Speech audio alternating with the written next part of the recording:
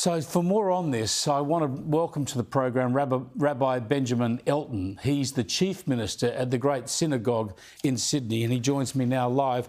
Thanks for joining us, Rabbi. I know you don't want to get into partisan politics, but tell me what you feel about the anti-Semitism directed at your community now and what sort of support you're getting from the federal government. Well, thank you for having me. The rise in anti-Semitism, which has been enormous in the past year, 427% according to the last reliable statistics, creates a spirit of intimidation, of fear, where Australian citizens just trying to go around, live their lives, do their work, see their friends, feel afraid to do so.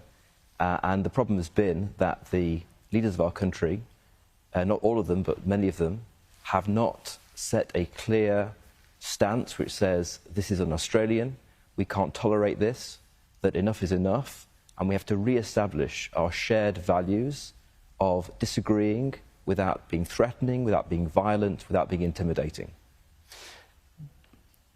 Surely when we see episodes such as the chanting of "Where's the Jews" or "Gas the Jews" at the Opera House, when we see a sheikh standing on the streets of Sydney celebrating the slaughter of Jews on October the 7th, surely that you would also expect law enforcement authorities to act in that cases. Where are the hate speech laws if these sorts of events go unpunished? We need to look at all avenues that can address these problems. We need to look at enforcement, and we also need to look at criminal offences and the penalties for them. We're all concerned about free speech. We live in a liberal society. We want it to remain a liberal society. And people have a right to protest, but they don't have a right to say hateful, violent, dangerous things. And so I want to see a continued review of the law, and when the law is in place, that it is thoroughly enforced, because we've now reached a stage where where lives are at stake. When a car is set alight in a residential area, a terrible tragedy could have occurred as a result of that. We've gone beyond the stage of, as you said, softly, softly. There has to be a clear stance, including the revision to and the enforcement of the law. You mentioned that violent attack, the setting alight of a car. There are death threats. There have been threats of violence. Where do you fear this could end if it's unchecked? It'll end in tragedy. Unless we deal with it, we will see a further collapse of Australian civil society, of the civic culture which we worked so hard to build up over a very long period, that was expected of me to sign up to when I became an Australian citizen 3 or 4 years ago. And we're going to see real violence and real suffering and a total breakdown of relationships between communities across the board. We need to take action in order to maintain the harmonious coexistence of our communities, not to privilege one over another, but so we can all live together, all contribute to Australian society, and all live respectfully with and alongside each other. How much responsibility for this situation rests with the Prime Minister, with the leader of the country, and what would you like to see Anthony Albanese do? Well, I think you put your finger on it.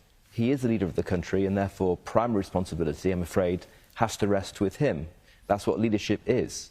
I think he's a man of goodwill. I don't think he's malicious, but I think he has fallen short in exercising the clarity of leadership which is needed at this time.